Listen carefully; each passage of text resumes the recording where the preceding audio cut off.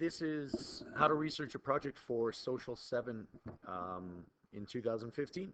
So first, we start off by, um, we have a broad topic to begin with. So mine's going to be school. And we're going to start off with the topic school. But to begin, after we figured out our broad topic, we start to ask specific questions. So the more specific questions that we can ask, the better it's going to be. So why do we go, and what do we learn, and what's the point of school, and why do we get graded, and why do we have summers off? Why can't we learn at our own pace? Why do we need to learn math, LA, social, science? What's the coolest thing about school? Well, how long has school even been around? And these questions can go on and on and on and on and on. So when we have those questions, when we finally get the questions that we want to answer, we begin to answer them. So when we go to different websites, we can Google this and we can go to why do I need to attend school? It says regular attendance at school gives you the best possible start. So we copy that word for word. We take this and we put it right back into answering our questions, and we can just paste it right there. We put a space because we don't want to steal the idea and we don't want to forget where we got it from. We can just copy this, Control C. We can just copy that site and we can cite it.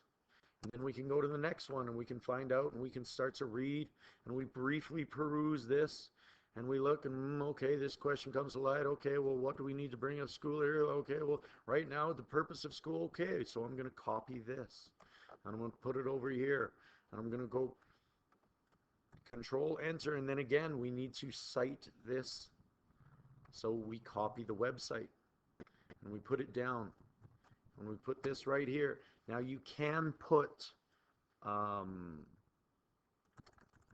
collected from the site on October 23rd, 2015 if you want. For grade 7 right now, I don't care too much about it, but later on in life, especially university, or if you're getting into high school, etc., you can start to do that. That would probably be good practice.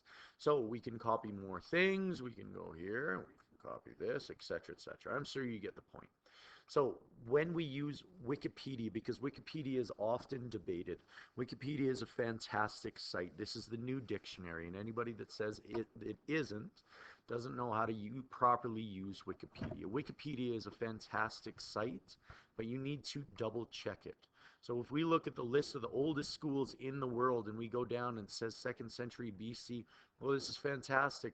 King's School, Canterbury, it says second school, one in China, but there's no number beside it. So there's no proof that there's no, nobody's citing anything. So it's just somebody making things up for all we know. So we're going to skip over this Chinese one.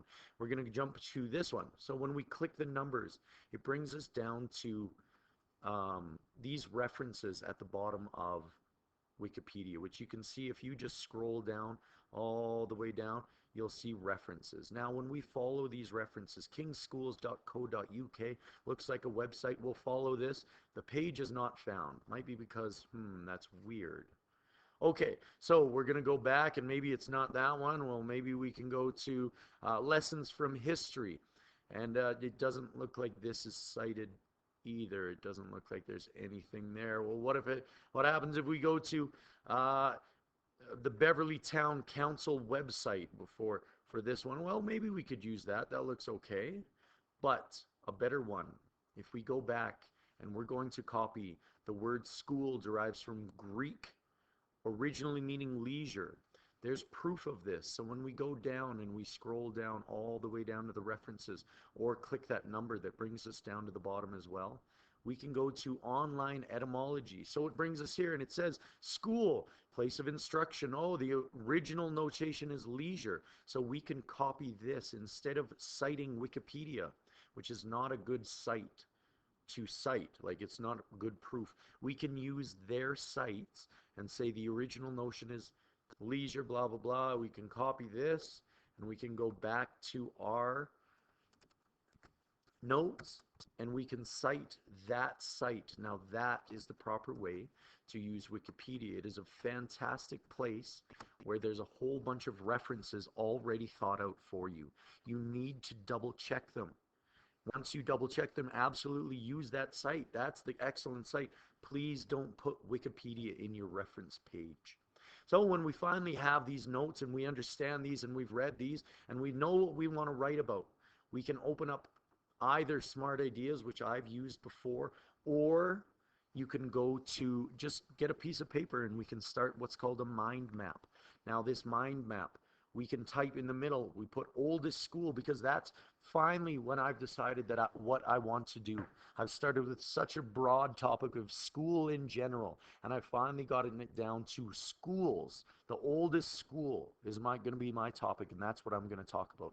The oldest school, and we start to make a mind map. So where is the oldest school? Well, it's debated. There are different types of old school. There's England. There's this. The mind. Why was it created? So what is the definition of school, and what is the purpose of school? When we go through the evolution of school, maybe we want to talk about that a little bit. We have a little bit of reference there. We have different types, because over time it changed from one thing to another, which leads us to the history of school. Now you can see that these different types and these different types fall together. Now this would be a fantastic way to lead into either evolution of schools or into where. So if you started with where schools started and where the oldest school was, and you start to talk about being debated, and then you talk about different types of schools. This is a great segue into the evolution of schools, because you can talk about the same thing over and over in both places. You don't have to overlap it. So once we've done the mind map, we can go back and we can start to take our notes and we can start to put jot notes down. We can put the jot notes. There's China versus England versus Germany. We can put grammar school. We can teach Catholicism. We can teach public schools. If we read our notes and we go back and we can summarize this as a jot note, and then we put down that jot notes. That's what we have. The purpose of school is we're not going to write complete sentences to be prepared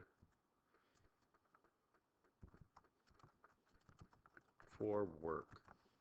And then when we're done this, I strongly suggest at this point, when you have your jot notes, you go to sleep, or you stop and you walk away for a couple days or a day, something like that, just so you have enough time that you've forgotten the word for word things that you've read on other sites, and you can now put this into your own word without the threat of being plagiarized.